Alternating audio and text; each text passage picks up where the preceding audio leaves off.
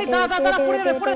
ও আজকে কাজ করতে গিয়ে দেখো সেই গরম ধরে গেছে। আর ঠান্ডা হওয়ার জন্য আমাদের গোডাউন থেকে স্ট্যান্ড ফ্যানটা নিয়ে এসে যেই চালাতে গেলাম, এ কি যা ফ্যান তো আর চলছেই না। এই ফ্যানটা নষ্ট হয়ে গেছে, ধর এই ফ্যান রাখবোই না, ভেঙে কেন আবার? চলো দেখি বন্ধন কি ফ্যান আনে।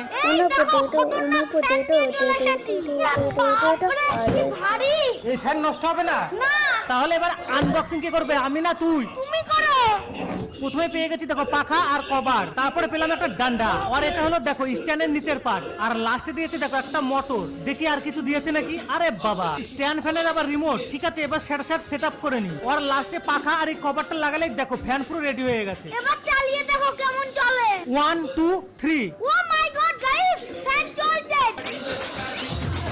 চলো এবার দেখি রিমোটে কাজ হয় কিনা। বাহ, এ তো এক চান্স অফ হয়ে গেল। দেখলে তো কেমন ফ্যান অর্ডার দিয়েছি। এই দাদা পড়ে যাবে পড়ে।